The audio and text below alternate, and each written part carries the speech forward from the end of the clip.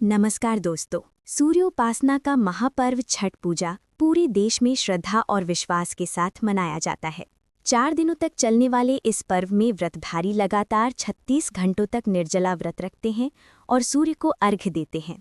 श्रद्धालु सूर्यदेव और छठी मैया की पूजा अर्चना कर अपने परिवार के लिए सुख, समृद्धि और स्वस्थ जीवन की कामना करते हैं। छठ पूजा नहाए खाए से शुरू होती है और सूर्योदय के समय जल अर्पित करने वाले उषा अर्घ्य के साथ संपन्न होती है। ये पर्व सूर्य की उपासना, पवित्रता और प्रकृति के प्रति कृतज्ञता का प्रतीक है। पौराणिक मान्यताओं के अनुसार छठी मैया या षष्ठी देवी को सूर्यदेव की बहन माना जाता है। कहा जाता है कि छठी मैया के आशीर्वाद से संतान प्राप्ति, लंबी आयु और परिवार में सुख समृद्धि आती है। आइए अब हम आपको छठ पर्व से जुड़ी एक पौराणिक कथा की ओर ले चलें। बहुत समय पहले प्रियव्रत नाम के एक राजा थे जिनकी पत्नी का नाम मालिनी था। विवाह के लंबे समय बीत जाने के बाद भी उन्हें कोई संतान नहीं हुई। इस बात से दोनों बहुत दुखी रहते थे। संतान प्राप्ति की इच्छा से उन्होंने कई प्रयास किए। अंत में महर्षि कश्यप द्वारा पुत्रेष्ठी यज्ञ करवाया गया। यज्ञ संपन्न होने पर महर्षि ने राजा प्रियव्रत की पत्नी मालिनी को खीर खाने को दी। खीर का सेवन करने से मालिनी गर्भवती हो गई। ये खबर सुनकर राजा, रानी और प्रजा सब बहुत प्रसन्न हुए। समय आने पर महारानी मालिनी ने एक पुत्र को जन्म दिया, लेकिन वो मृत पैदा हुआ। राजा को इस बात से गहरा दुख हुआ और उन्होंने निराश होकर प्राण त्यागने का निश्चय कर लिया। जैसे ही राजा ने ऐसा करने की कोशिश की, उनके सामने भगवान की मानस पुत्री देवसेना प्रकट हुई। उन्होंने राजा से कहा कि वे षष्ठी देवी हैं और संतान का सौभाग्य प्रदान करती हैं। जो लोग उनकी सच्चे मन से आराधना करते हैं, उनकी सभी मनोकामनाएं पूरी करती हैं। यदि राजा विधि विधान से उनकी पूजा करेंगे तो वे पुत्र रत्न का वरदान देंगी। देवी की आज्ञा मानकर राजा प्रियव्रत ने कार्तिक शुक्ल पक्ष की षष्ठी तिथि को देवी षष्ठी का विधि विधान से पूजन किया।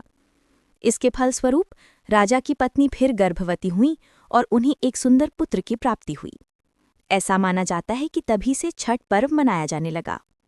जो व्यक्ति छठ पर्व की विधि पूर्वक पूजा और व्रत रखते हैं, छठी मैया उनकी हर मनोकामना पूरी करती हैं। दोस्तों, छठ पर्व की एक और पौराणिक कथा के अनुसार ऋषि मुद्गल ने माता सीता को छठ व्रत रखने की सलाह दी थी।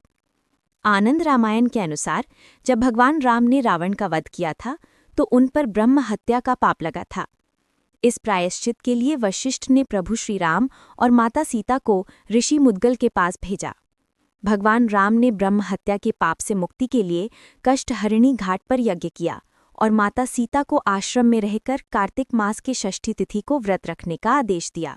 साथ ही सूर्यपुत्र कर्ण की छठ कथा के अनुसार छठ पर्व की उत्पत्ति महाभारत काल में हुई थी।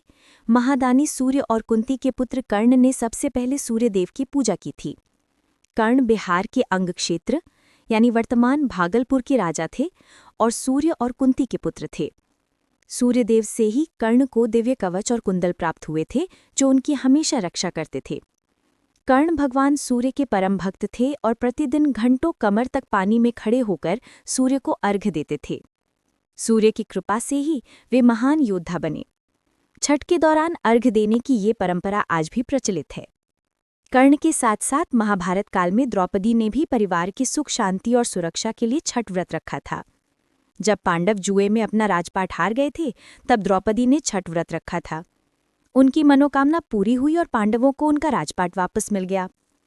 लोक कथा के अनुसार सूर्यदेव और छठी मैया का भाई बहन का रिश्ता है, इसलिए छठ पर्व पर सूर्य की पूजा फलदायी मानी जाती है।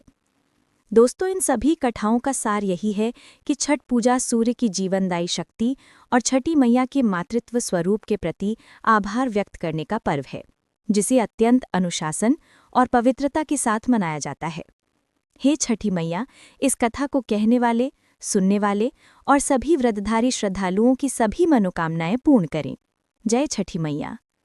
यदि आपको ये वीडियो पसंद आया तो लाइक करें, कमेंट में अपनी राय साझा करें और चैनल को सब्सक्राइब करना ना भूलें। धन्यवाद।